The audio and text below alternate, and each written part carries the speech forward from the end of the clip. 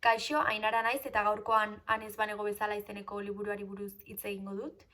Liburu honen argitaletxea Pasa zaite da eta idazlea Slavenka Drakulic. Slavenka idazle bosniarra da, emakumea.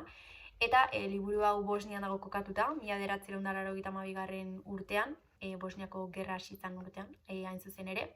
Eta eleberrian zehar hasieratik kontatzen ditu Slavenka Drakulicen gerraren bizipen guztiak eta nola hain denbora guztian 29 urteko emakume tandereño bati aldatzen zaioen bizitza erabat.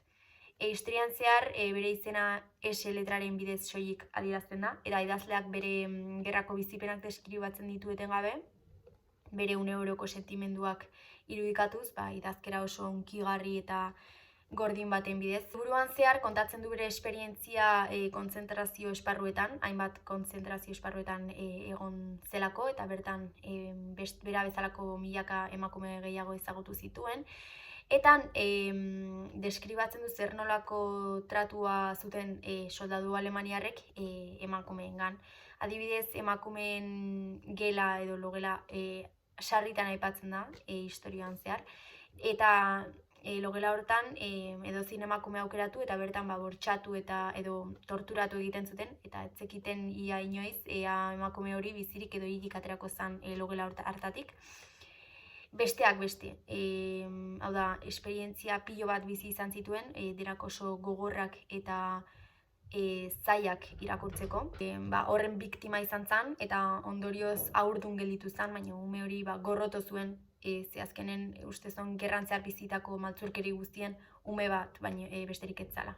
Beraz, historioan zehar deskribatzen ditu esan bezala bere bizipen guztiak, bere historio guztiak eta nola sentitu izan zuen.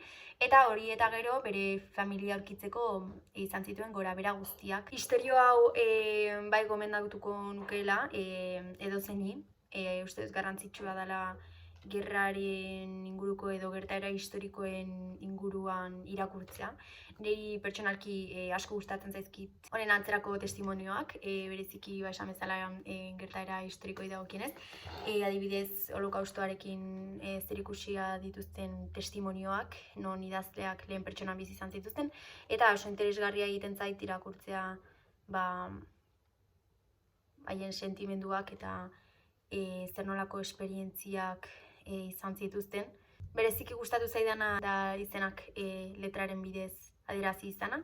Ez bakarrik pertsonai nagusiarena, baizik eta historian zehar izenan guztiak letra bakar baten bidez adierazten dira. Xehetasun honen bidez adierazten du egoera hori bizitzen duten emakume guztiek geure buruan ez dutela ez aurpegirik, ez izenik, ez ahotsik, eta liburu hau dela haien lekuko, hasieran esaten duen bezala. Ahotsik, aurpegirik eta izenik ez duten hainbat eta hainbat emakumeren lekukotasuna da. Eta xehetasun hori esan bezala asko gustatu zait, ze azkenen beti bai telebistan, bai liburuen bidez edo interneten argazkiak edo informazioa jasotzen dugu gerrak bizitzen dituzten jendearen inguruan. Eta bai agian pentsatzen duela ze gogorra da bizitzen nahi diena, baina ez da olako eleberrik irakurtzen ditugun arte, da historia errealak konturatzen gehala benetan zean kerkerik gertatzen dien munduan zehar, bai gertaera historikotan edo gaur egun adibidez Ukrainiako gerran edo Gazan adibidez. Eta uste dut oso garrantzitsua dela jendeari jakinaraztea benetan munduan zehar zer nolako gauza gertatzen dien eta edozein pertsonak gu ere alga izan nola jasaten dituzten eta zer sentiarazten duten gauza edo gertaera hauen aurrean, batean zure bizitza aldatzen da erabat, eta esan bezala liburu hauen bidez. Oso lagungarriak dira bereziki pertsona hauek ulertarazteko eta bere istorioak ezagutarazteko ahotsa ematea pertsona hauei ikustetala garrantzitsuna. Hori izan da dena, espero gustatu izana eta hurren arte.